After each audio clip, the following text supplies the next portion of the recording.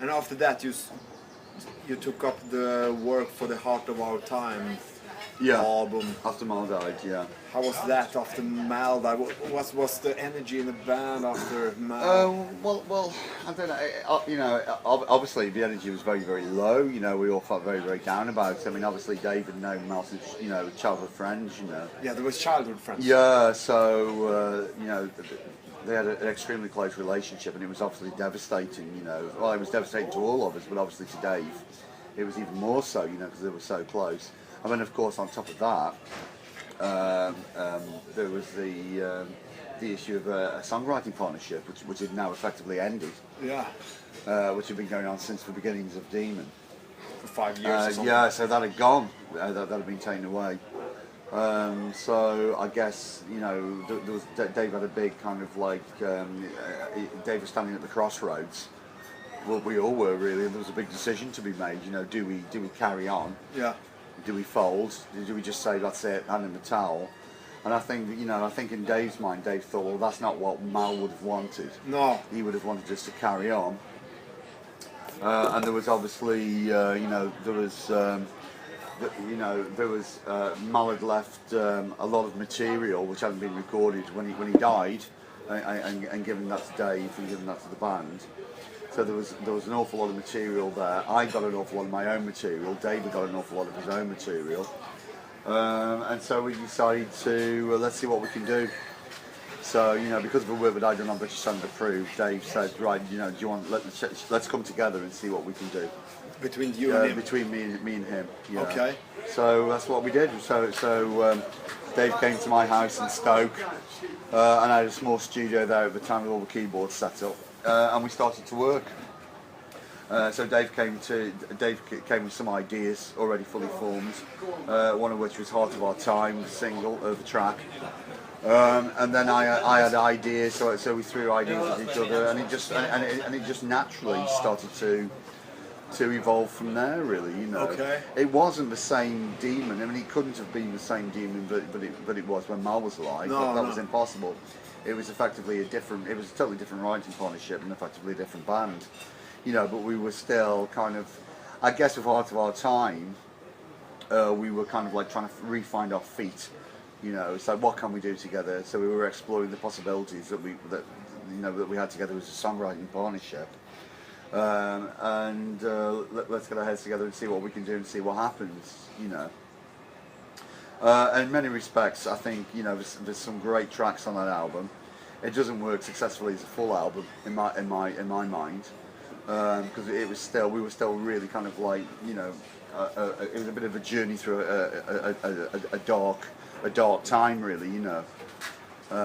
And we didn't really know what was at the end of the dark tunnel, you know. Okay, no. But we knew we wanted to bring out a new album. We wanted to try something different, see what worked. Some great tracks on there. Some tracks that I'm really expressing the heart, for example. You know, the big slow track with the with the African samples at the end. Great track, I really love it. It's the end track of side one, I think. Yeah, the end of side one. Then I bought a lot of tracks like One Small Step, That's excellent. Grown Ups, the Instrumental Summit, High Climber. So I brought all those kind of ideas to the table, and then Dave would bring different sections, and then we worked different sections together. Dave brought tracks like Crossfire and Genius. That was you know, so we worked on that, and again, it was all like synthesizer based. So yeah, it was an interesting album, and there's some great stuff on there. Some of the works really well. When I remember back, yeah, it is. Yeah, Genius. Yeah. That's in two parts. You have this. Yeah. And then you have the.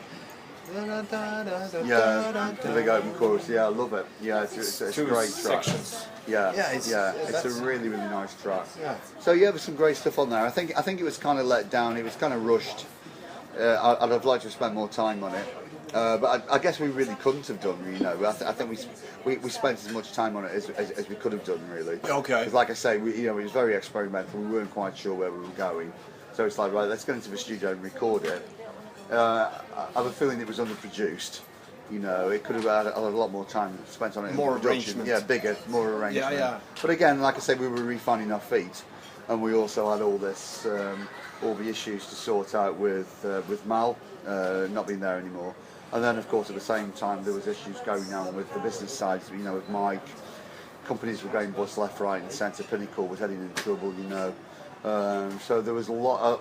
There was a lot of stuff being fired at us all at the same time. You know, so we really did struggle through that period. You know, but I think we came out with a great album. You know, Yeah. with some mediocre tracks on there, but some really great tracks as well.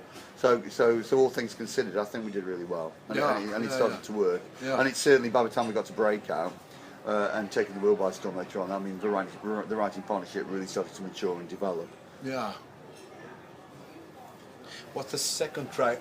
I started to think about a second track on the Heart of Our Time, Walking Your Own Light. Yeah, that's a nice track. Yeah. When you come to the middle section of that song, there's some interesting drum patterns going on. Yeah. Was that overdubbed? No, I can't. I don't think it was overdubbed. I think it was. I think John just played it live in the studio. He was a brilliant drummer. Yeah. Yeah, the middle section. Yeah, I'm just trying to think. Walking Your Own Time. Yeah, Dave had the verse and the chorus. And Walking Your Own Light. Dave had the verse and the chorus. I came up with the little the bridge. The intro. So the keyboard motif. I came up with that, and I came up with the middle section with that strange drumming pattern on there. Yeah. So I came up with that, and that's what it was like, really. I mean, a lot of the Demon tracks were written like that, probably excluding Breakout, perhaps. A lot of the tracks were written like that. So, you know, various ideas. Let's see what works, what doesn't. You know, get rid of what doesn't, and that's part of the creative process, isn't it? Yeah. You know, it's an exploration to see where you're going to go. Some tracks are actually fully formed. Grown Ups was. Dave gave me a set of lyrics. He wrote the lyrics for Grown Ups. Just gave me a set of lyrics and said, "There you go." And I went away, sat at the piano, and it just wrote itself. Grown Ups. Really. Oh, great. It started from that really simple little toy musical box motif at the beginning. Yeah. And the whole song just literally wrote itself just from that little introduction. And it's quite a complex track, you know, with some really strange time signatures in there, time signature shifts. Yeah, I remember it was. In there. It was some really quite interesting time shifts. But the whole thing was very natural. There wasn't a lot of thought that went into it, really, you know. And yet it comes across like there was. But it evolved very naturally, that track. That's quite nice, but it's also quite rare that happens, you know. If I remember right, after the Grown Up, there's the Summit. Yeah. It's only you on that track. Yeah, that's a solo synthesizer. Summit came from. I was working on some ideas for a solo synthesizer album, which I eventually completed after I left Demon in the end of '91. And then in '92 I wrote an album called Words Are Often Almost Useless.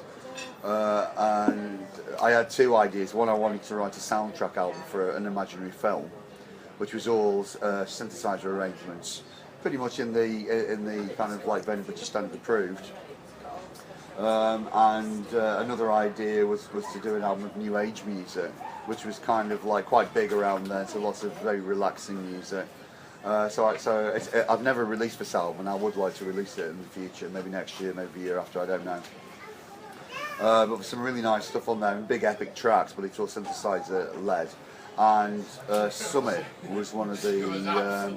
It wasn't one of those tracks written for that particular album, but it was a track written based around that kind of idea, you know, because all the time that I was in Demon, I was also writing solo synthesizer music. Okay. At the same time.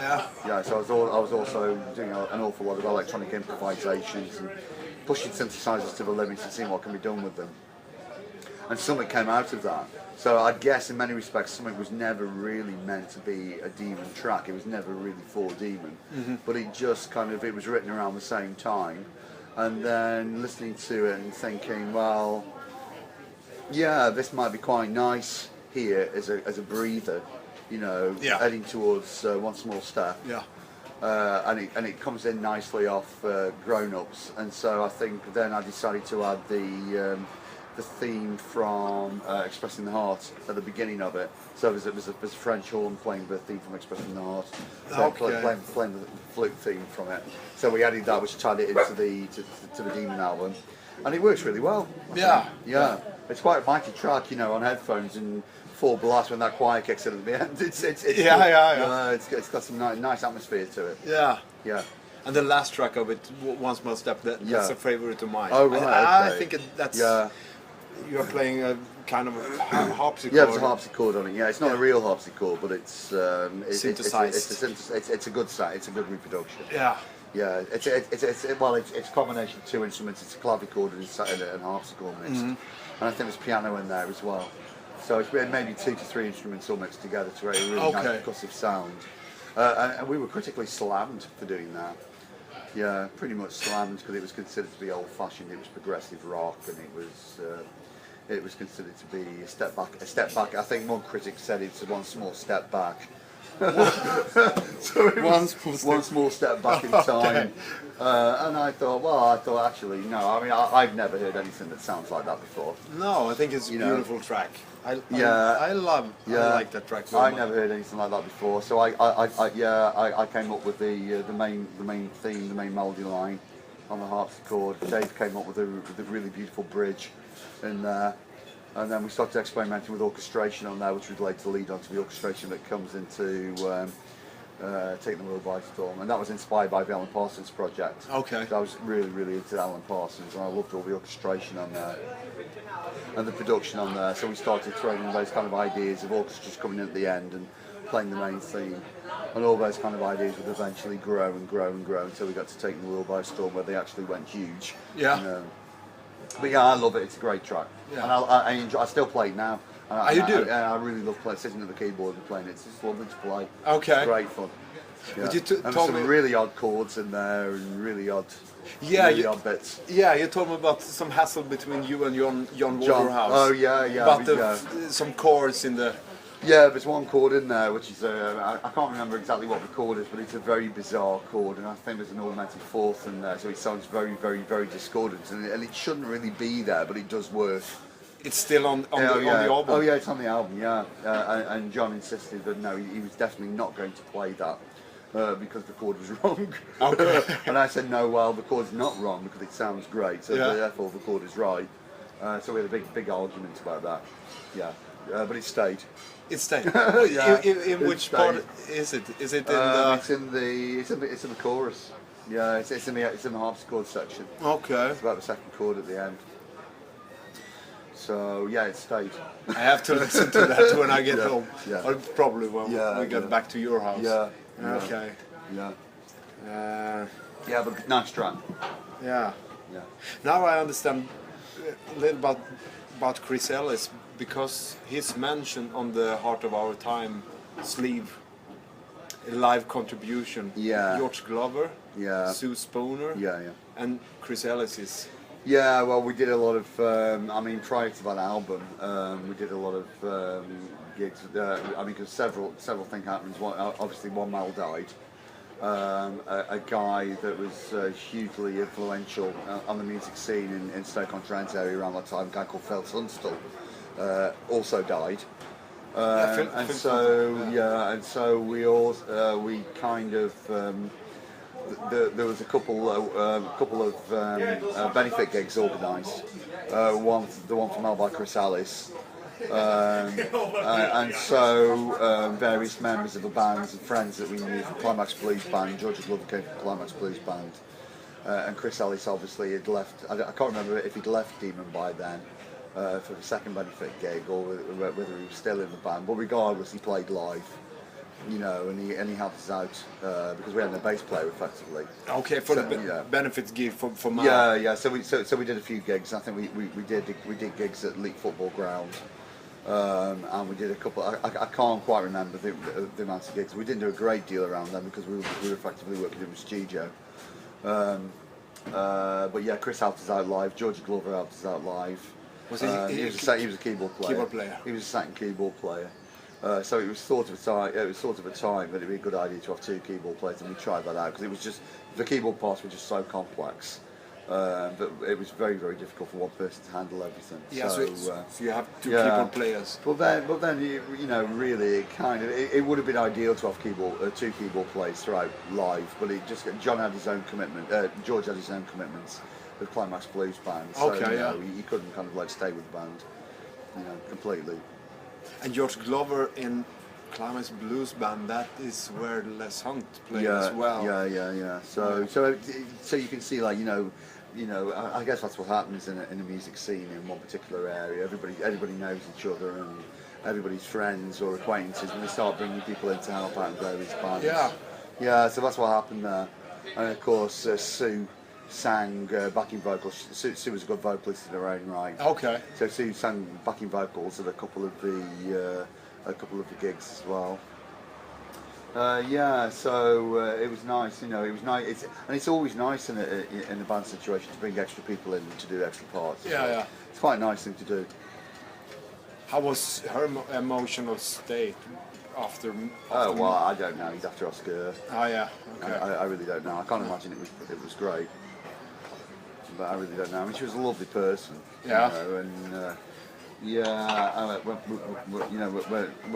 all went to Mal's funeral, obviously, you know, and at the night of the funeral, I stayed over at Mal's house, and I think I slept on the settee overnight, you know, because he was in Leek and I lived in Stoke-on-Trent. It was late at night, so I stayed overnight, slept on the settee, and she was really, you know, really lovely woman. And even then, you know, she'd just been to her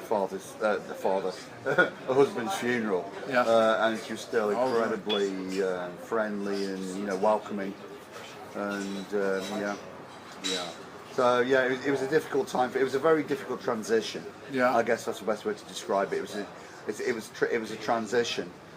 It kind of annoys me that the Heart of Our Time is dismissed so lightly, and it is described as a transitional album, because I think it is a good album in its own right. There's some great tracks on there. There's some really nice stuff on there, and it is largely dismissed, you know, which is a little bit annoying, especially when I write so much stuff on it, you know. But that's how it goes, I guess. Yeah. That's how it goes. It was a tricky time. Yeah. Yeah. Very interesting to hear the stories, though.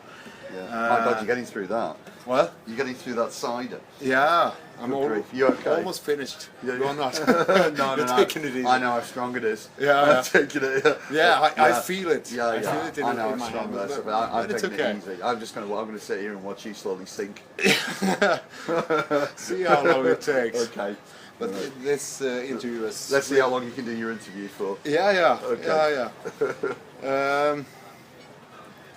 Next question. I asked you this yesterday. You didn't do any touring to promote BSA, British Standard Approved. No.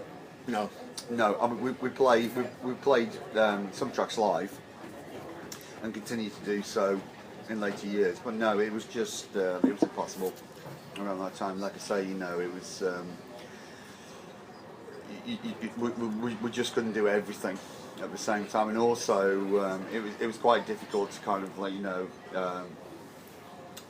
I think we were all exhausted around that time, and the idea was, you know, well, let's forget gigs, let's see if we can continue as a studio band. As a band, yeah. First of all, let's do that first. Yeah. And see what we can do. Yeah. And were you all grouped together? Like, did you live in the same area? Like John Wright? No. We were all quite spread out. Quite a few of the guys lived in Leek. So John lived quite close to John Waterhouse, who eventually came in to replace Mal. Yeah. Lived quite close to Dave, just around the corner from Dave. So did Andy Dale. So the three of them lived really close to each other. And then I lived in Stoke, many miles away, in Stoke-on-Trent, and John lived way up in the hills in a different area. So, but we were close enough. Okay. You know, we were close enough to be able to, you know, it wasn't an issue really, like, kind of rehearsing. And we all met and rehearsed in Leek, and yeah, it wasn't too bad. Chris was based in. I can't quite remember where Chris was based. Bolton, I think. I'm not too sure. Okay. But Leek was the base. Yeah, Leek was the base. Yeah. Great. see if I get around to see that place. You Yeah, have yeah. recommended me to go. Yeah, yeah, it'd be nice to visit the Wilkes Head. I mean, it's a lovely pub anyway, and it's a beautiful part of the world. The Wilkes Head, Anyway, to yeah, visit. I have to go and see Yeah, that one. yeah, you should. It's still left. Yeah, it's still there. Yeah, and the original. I think the original room is still there. I might be wrong. I mean, you know, I doubt that it's been taken down because it's a listed building, you know. So I'm presuming it's still there. Yeah. Yeah, but regardless of whether it is or not, it's still a lovely place to visit. Yeah. I have to go there in a couple of days, I think, Yeah, yeah. to see these old places Yeah. like Wilkes. What is it called? Wilkes Head. The Wilkes Head. Wilkes Head. Yeah, Wilkes Head. yeah. Wilkes. Why? Yeah. Wilkes Head. Wilkes Wilkes Head. Yeah. Okay, moving on to 1986 then. What did you do? The Breakout album? Yeah, yeah, Yeah. yeah. In Yeah, Breakout was quite a difficult one because I think after Heart of Our Time, I think kind of Dave decided that, you know, we need to do something and we need to go down the heavier route and bring the big guitars back again and bring more of the heavy metal elements into it, which is understandable really because, like I say, you know, I wanted to go down the progressive rock area more, and I wanted to carry on and continue and see what we could do with kind of like British Standard approved kind of ideas and music and how we could kind of expand that. But anyway, Dave, I think Breakout's an interesting album because it's effectively, in my mind, it was always effectively a Dave Hill solo album. The Breakout? Yeah. Okay. As opposed to a Demon album. Because he pretty much had a concept fully formed for it. And he pretty much had a lot of the tracks written for it. You know, so he'd obviously been working on this for quite a long time before he brought it to me. with listen melody to. lines in his head. Yeah, well, a maybe. lot of the tracks were already written. I mean, you know, a lot of them are already completely finished. By him alone. By him alone. Okay. Yeah, by him alone. And then it was a matter of bringing them in, and then looking at them, seeing what works, seeing what doesn't work, rearranging things, arranging them for the band, and then arranging the keyboard parts for them. But I felt quite alienated on that album because I didn't feel that we were really a writing partnership on that album. No. No, because it felt more like a Dave Hill solo album, you know. So I felt slightly ostracised and a bit miffed, but by that, to be honest with you. I think there's some really good tracks on it. I don't think it holds up as an album particularly well. I don't like all the stuff on there, and it's a bit of an odd mix. It's a bit of a strange. There's some great tracks on there, some really nice stuff. But I think we could have done so much more with it. And it was sad that the original concept for the album was abandoned. You know, as we were working through it, which was quite sad because there was quite an interesting concept running through it about adolescence and ideas from Peter Pan about the boy who would never grow up, you know, and never wanted to grow up. So the idea of rock stardom in there as well worked really well. And the idea of eternal adolescence and eternal children worked really well. And then all the political ideas attached to that worked really well. Yeah. You know, Okay. kind of see politicians as children, and you know, and what's happening in the world around us is just being ridiculous, and you know, and people just effectively need to grow up in many respects. So there were some really interesting ideas in there, but there was also, it was very personal to Dave as well, because a lot of it was based on his own feelings about the world and his own ideas from his own childhood. So again, it was more of a Dave Hill solo project in many respects. All right. Yeah. So my work on it was more to do with arranging and obviously the keyboard parts and playing the keyboards and arranging the synths and arranging part of the band sections. But it never really felt like a true collaboration, really, which Taking the World by Storm would be, you know, eventually. Okay, interesting. So it never really felt like a true collaboration. So it was a bit of a kind of takeover. It was a bit like a coup in Yeah, a way. You yeah, know, yeah. it's like, right, we're doing this. This is how it's going to sound, and that's it. You know. From Dave. Yeah, from Dave. And in many respects, I thought, well, if that's what you want to do, that's great. But you know, don't call it Demon. Call it a day. It's a Dave Bell solo album, which in maybe it should have been. You know. And I'd have been quite happy to work on it.